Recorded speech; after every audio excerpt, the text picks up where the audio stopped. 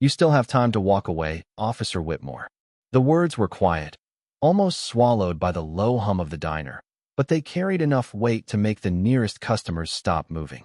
Marcus Reed stood beside the counter with his hands visible, his expression calm, while Officer Daniel Whitmore faced him with the confidence of a man who had never expected anyone to question his authority.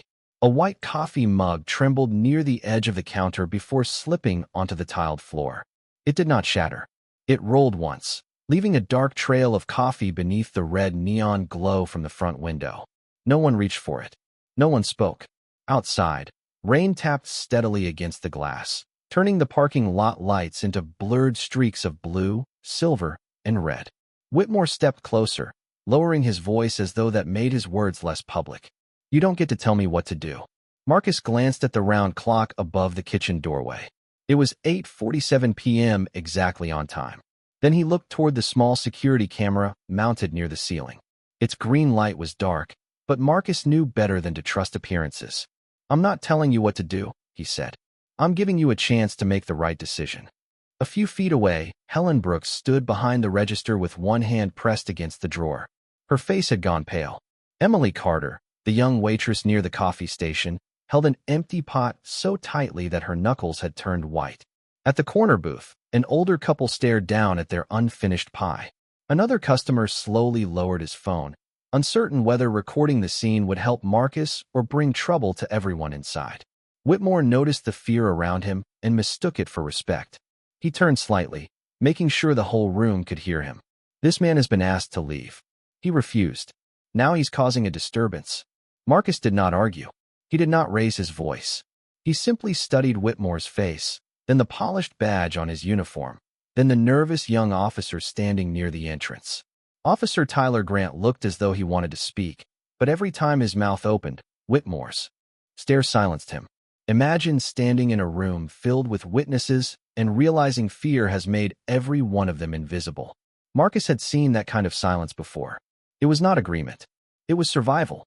Whitmore reached for Marcus's wrist and guided his hands behind him with deliberate authority. The metallic click of the handcuffs sounded louder than the rain, louder than the refrigerator motor, louder than the old country song playing softly from the radio above the grill. Marcus remained still. His breathing never changed. Whitmore leaned closer and whispered, "People like you always think the rules don't apply." Marcus looked once more at the clock. 8:47 and 30 seconds. Somewhere beyond the diner walls, a secure signal had already carried every word to people Whitmore did not know were listening. Marcus turned his head just enough to meet the officer's eyes. "For the record," he said, "state your full name and badge number." 3 hours earlier, Marcus Reed had entered the Liberty Diner beneath a sky the color of wet steel. The rain had not started yet, but the air carried the heavy stillness that often came before a summer storm in Virginia.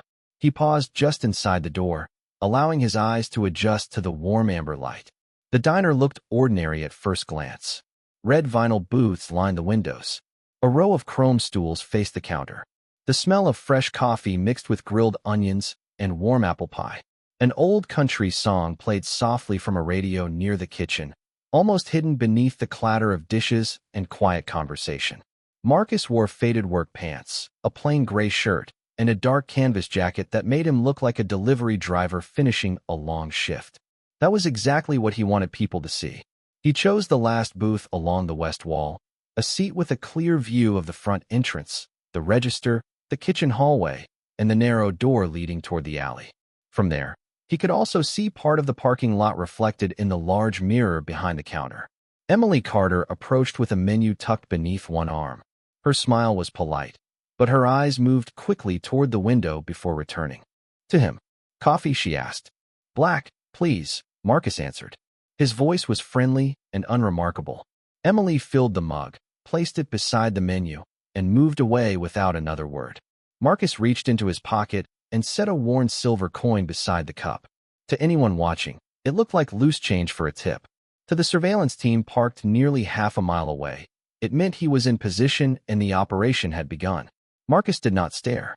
Staring made people cautious. Instead, he watched through reflections, pauses, and changes in posture.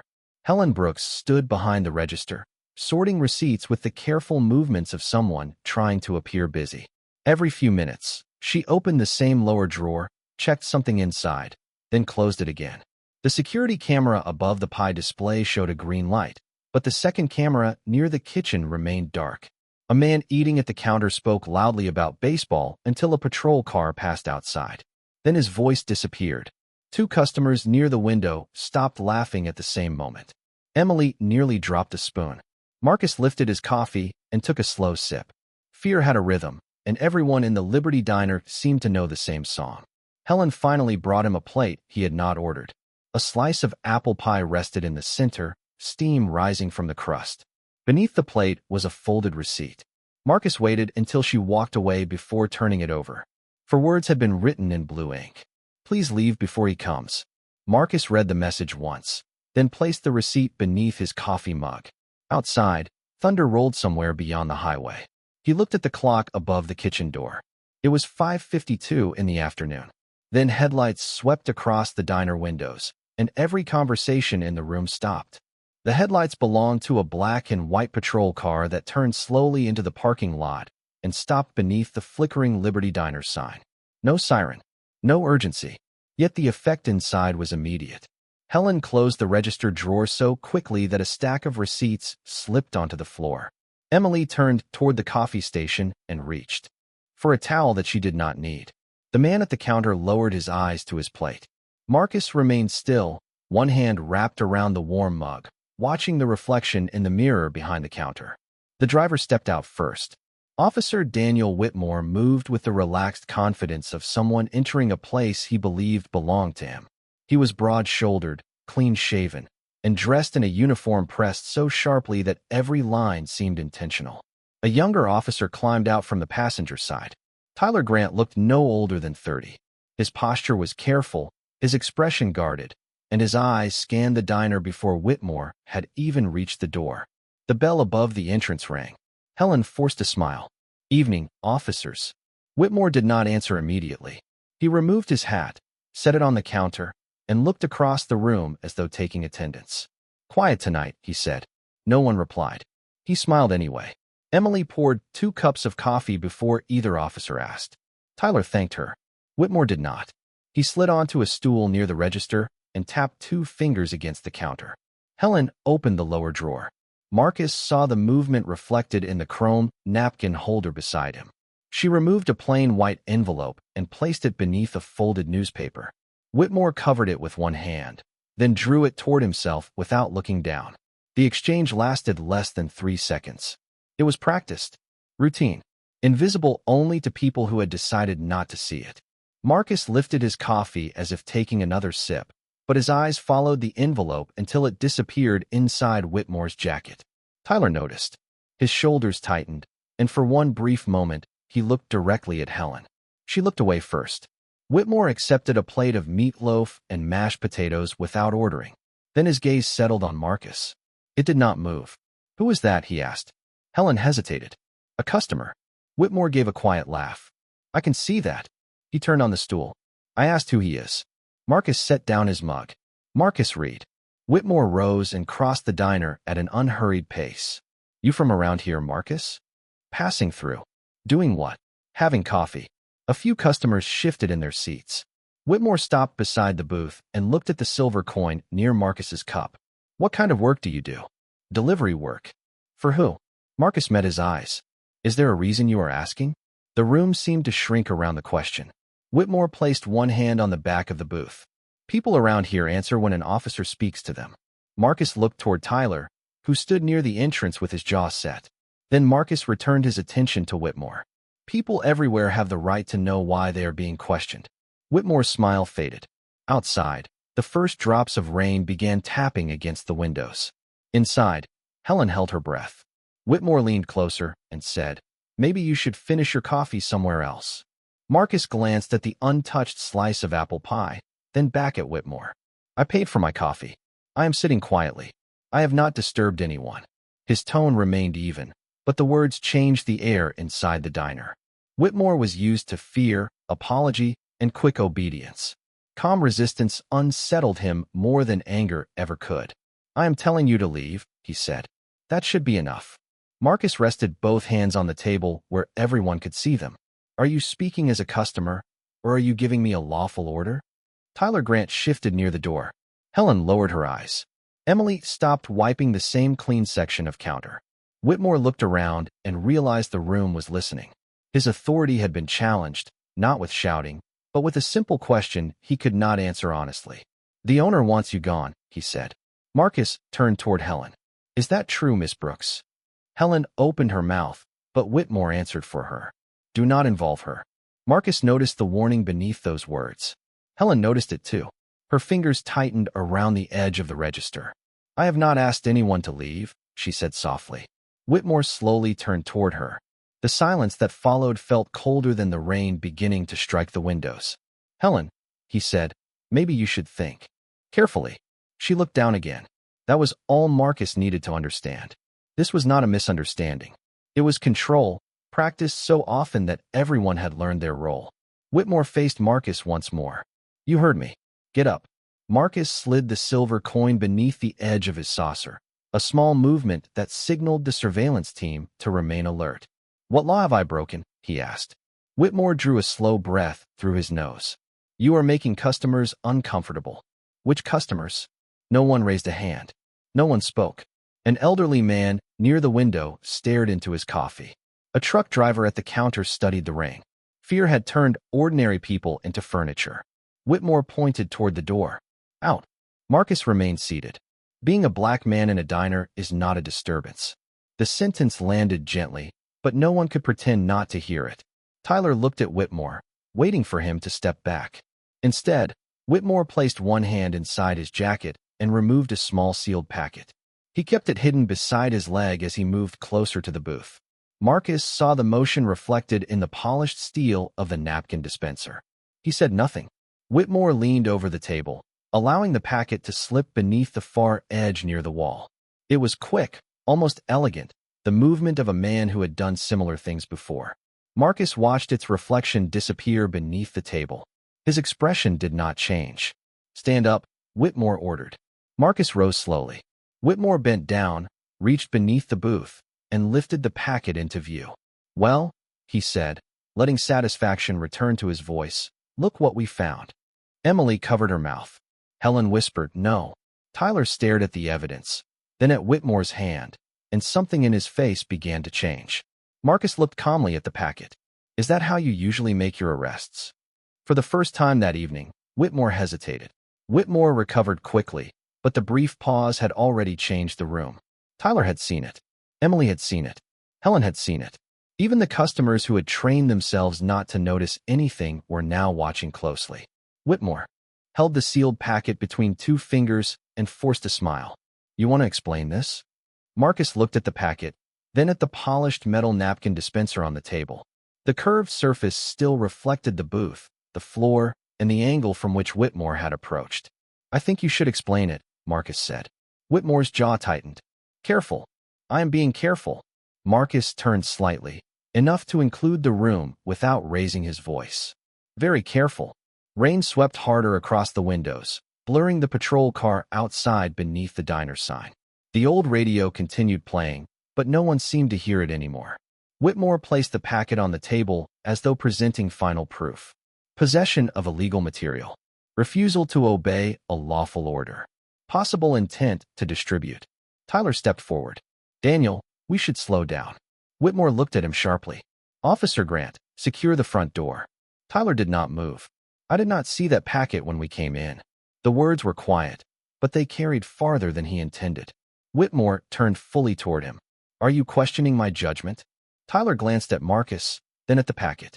I am saying we need to document everything correctly. Helen closed her eyes for a moment, as though hearing someone speak the first honest sentence in years. Whitmore pointed toward the entrance. Do your job. Tyler remained where he was. Marcus studied the younger officer. Fear was still there, but something else had begun to rise beside it. Shame. Sometimes courage did not arrive like thunder. Sometimes it entered as a man refusing to take one more step in the wrong direction. Whitmore faced Marcus again. Identification. Marcus reached slowly toward his jacket pocket. Stop, Whitmore said. Keep your hands where I can see them. Marcus returned both hands to the edge of the table.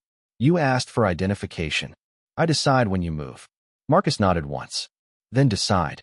The calmness in his voice irritated Whitmore more than defiance would have. Whitmore leaned closer. You think because you speak politely, people will believe you over me? Marcus looked around the diner.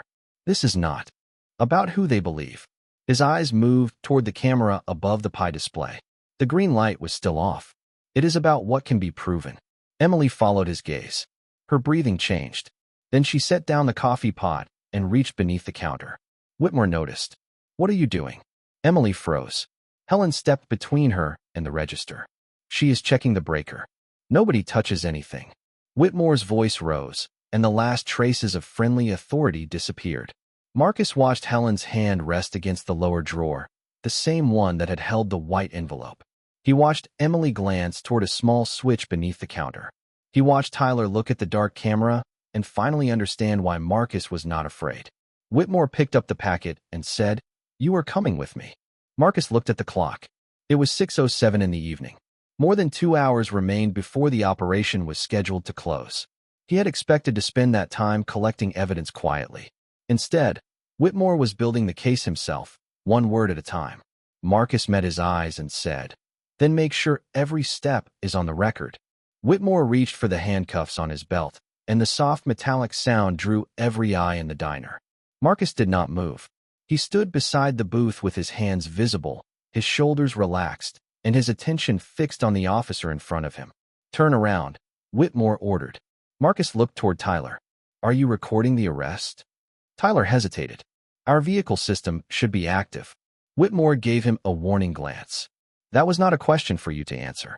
Marcus turned slowly, offering no resistance. The handcuffs closed around his wrists with a clear click that seemed to silence even the rain. Emily stared at the floor. Helen pressed one hand against the register, her face tight with fear and regret. Whitmore guided Marcus toward the counter, speaking loudly enough for every customer to hear. This is what happens when someone comes into a respectable place, refuses instructions, and brings illegal material with him. Marcus remained calm. You have not tested that packet. I do not need advice from you. You also have not photographed where you claim it was found. Tyler looked at the booth. The sealed packet had already been moved twice. No gloves had been used. No evidence marker had been placed. Every basic procedure Whitmore ignored seemed to make the younger officer more uneasy. Daniel, Tyler said, we need to call a supervisor. Whitmore turned. I am the senior officer here. That does not replace procedure. The words hung between them. Whitmore stepped closer to Tyler, lowering his voice. You have been on this job for 3 years. Do not throw away your future over a stranger. Marcus heard every word. So did the small recorder hidden inside his jacket seam. Whitmore returned to the center of the diner and pointed toward Marcus as though presenting him to a jury. People like him come through towns like this and expect everyone else to ignore what is right in front of them. Marcus lifted his chin slightly. What exactly is in front of you? Whitmore smiled without warmth. A man who does not belong here. No one moved. The sentence crossed the room more sharply than a shout. Helen looked up. Emily's eyes filled with anger, but she said nothing. Tyler stared at Whitmore as though seeing him clearly for the first time. Imagine hearing a uniformed officer decide that your skin, your presence, and your quiet refusal to surrender your dignity are enough to make you suspicious.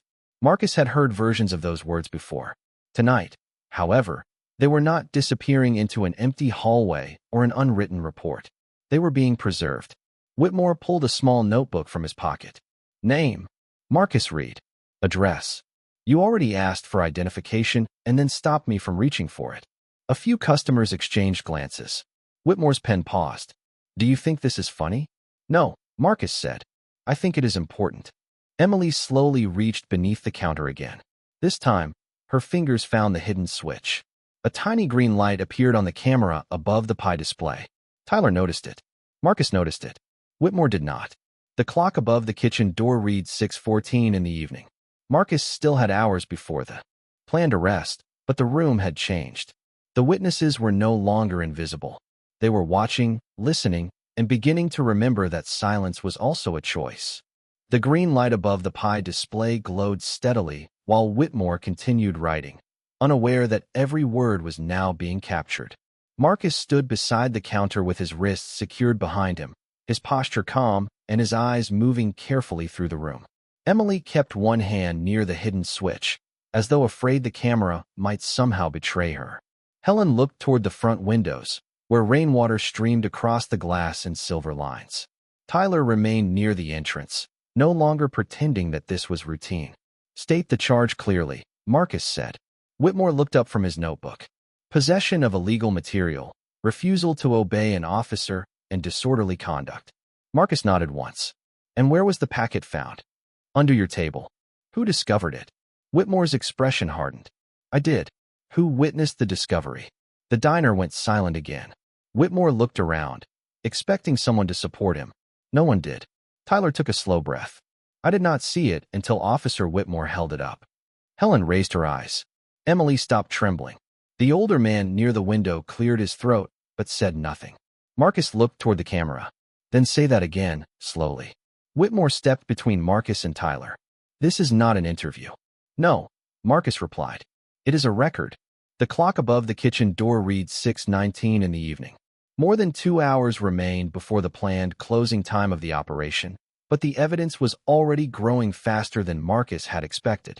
Whitmore had accepted the envelope. He had threatened Helen. He had planted the packet. Now he was creating a false account in front of witnesses and a live camera. Marcus knew patience mattered more than speed. A rushed arrest could become a disputed arrest. A complete record could not. Whitmore reached for the radio on his shoulder. "Dispatch. I have one male in custody at Liberty Diner.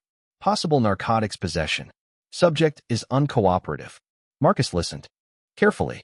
The word uncooperative entered the record even though he had followed every instruction. Tyler looked down, ashamed. Whitmore continued. "Requesting transport." A burst of static answered, followed by a calm voice confirming the call. Marcus glanced at the silver coin still resting beneath the saucer. The surveillance team would have heard the transmission. They would also know not to enter yet. The operation was not complete. Whitmore slipped the radio back into place and turned toward Helen. "You are going to provide a statement." Helen swallowed. "About what?" "About him causing trouble." She looked at Marcus, then at the camera, then at the lower drawer where the empty space left by the envelope seemed suddenly impossible to ignore. "He did not cause trouble," she said. Whitmore's face changed. "Think carefully before you answer." Helen's voice shook, but she did not look away. "He ordered coffee. He paid. He sat quietly." Emily stepped beside her. "That is what happened." The older couple near the window finally looked up. The truck driver at the counter turned on his stool. Fear was beginning to lose its hold, not all at once, but person by person. Whitmore scanned the room and realized control was slipping away from him. "Everyone stay out of this," he said. Tyler answered before anyone else could. "They are witnesses." Whitmore stared at him. "You are making a serious mistake." Tyler met his eyes. "I think I already did." The clock moved to 6:23. Marcus listened to the rain, the quiet radio, and the steady hum of the camera. For the first time that evening, Whitmore was surrounded not by silence, but by people willing to remember exactly what they had seen. Whitmore looked from Tyler to Helen, then to the customers who had finally stopped pretending not to see. For the first time, his confidence showed a crack. He moved toward the counter and reached for the security monitor, but Emily stepped in front of it. "Do not touch that," she said. Her voice was not loud, yet it carried through the diner. Whitmore stared at her. "You work here. Remember that." Helen moved beside Emily. "She does remember. So do I." The room changed again. Not because Whitmore had become less powerful, but because everyone else had begun to understand that his power depended on their silence. Marcus watched the clock. It was 6:26 in the evening. The operation had not reached its planned endpoint, but the pattern was now clear. Whitmore had accepted money. He had threatened witnesses. He had created evidence. He had made a false statement over the radio. Still, Marcus waited. He needed the full chain, not only for Whitmore, but for the names connected to him. Whitmore returned to Marcus and tightened his grip on the notebook. "You think these people are going to save you?" Marcus answered calmly. "They are not saving me. They are telling the truth." Tyler stepped closer to the booth and looked beneath the table. "There is a reflective surface on the napkin holder," he said. Whitmore turned sharply. Tyler continued. "It may have captured your movement." "Be quiet," Whitmore said. No, Tyler replied. Not anymore. A low murmur moved through the diner. The older man near the window lifted his phone and said he had recorded part of the exchange. The truck driver admitted he had seen Whitmore place something near the booth. Another customer said he had watched the envelope disappear into Whitmore's jacket. One voice became two. Two became five. Whitmore called for everyone to stop talking, but the words no longer carried the same force. The rain continued through the evening. The transport unit never arrived. A message over the radio claimed it had been diverted, giving the surveillance team more time. Whitmore remained inside, pacing, rewriting notes, trying to control the story while unknowingly expanding the evidence. At 7:15, he pressured Helen to sign a statement. She refused. At 7:42, he ordered Emily to turn off the camera. She told him it was already connected to remote storage. At 8:10, Tyler quietly placed his own body camera on the counter and confirmed it had been recording. Marcus said little. He watched. He listened. He let Whitmore believe the delay worked in his favor. At 8:46, the lights flickered once. Marcus looked at the clock. Whitmore noticed the glance. "What are you waiting for?" he asked. Marcus turned toward him for the record to finish. The second hand moved. At exactly 8:47, a small vibration passed through the device hidden in Marcus's jacket. The secure upload was complete. Every exchange, every threat, every false claim, and every image from the diner had reached the Internal Affairs Command Center. Marcus drew a slow breath. "You still have time to walk away, Officer Whitmore." Whitmore stepped closer. "You do not get to question me." Marcus looked toward the dark highway beyond the windows. Headlights appeared at both entrances to the parking lot. Black vehicles stopped beneath the rain. Doors opened. Men and women in plain clothes moved toward the diner with badges visible beneath their coats. Whitmore turned toward the glass, and the color left his face. The front door opened. Captain Raymond Cole entered first. His eyes moved across the room, settled on Marcus, then on the handcuffs. "Detective Reed," he said, "we have everything we need." Captain Raymond Cole stepped fully into the diner as 6 investigators spread quietly through the room. No one raised a voice. No one needed to. Their badges, their calm movements, and the sudden stillness on Whitmore's face said enough. Cole looked at the handcuffs around Marcus's wrists. "Officer Grant, remove them." Tyler stepped forward, took out the key, and released Marcus. The metallic click sounded different this time. It was no longer the sound of control. It was the sound of a false story ending. Marcus brought his hands forward and rubbed one wrist, then reached inside his jacket. Whitmore took a step back as Marcus displayed a gold shield. "Detective Marcus Reed, Internal Affairs," Marcus said. The diner became completely silent. Helen covered her mouth. Emily closed her eyes for a moment, relief passing across her face. The customers stared at the man they had watched being questioned, accused, and humiliated. Whitmore looked at Cole. "This is a misunderstanding." Cole did not answer him. He turned to Marcus. The secure upload arrived at 8:47. Audio, video, dispatch traffic, and the diner camera feed are all preserved. Marcus nodded.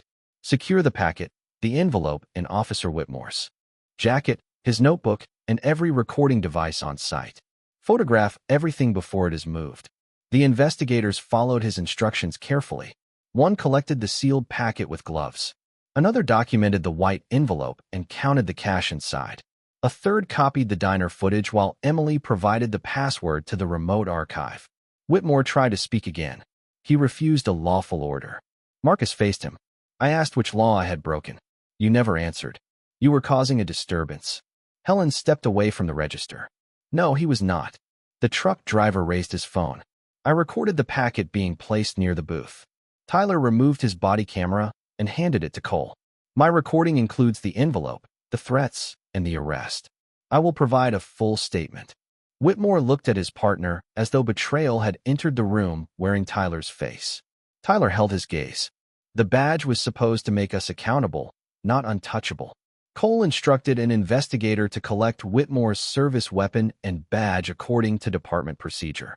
There was no spectacle and no revenge. Only documentation. Only truth. Only the same rules Whitmore had believed belonged to everyone except him. Over the following weeks, the evidence from Liberty Diner opened 32 misconduct reviews across Ashford County. Several business owners admitted they had paid for protection from problems the officers themselves created. Helen received witness protection during the investigation. Emily turned over 2 years of archived footage she had secretly saved. Tyler testified before a state panel and accepted responsibility for the times his silence had helped the wrongdoing continue. Months later, Marcus returned to the diner on a clear morning. The red booths had been repaired, the cameras remained active, and the lower register drawer held receipts instead of envelopes. Helen poured him coffee. Emily placed a slice of apple pie beside it. At the corner booth, Marcus set down the same silver coin. This time it was not a signal. It was only a tip. Whitmore had used his badge to decide who belonged, but when the truth entered the diner, it was his badge that had to leave.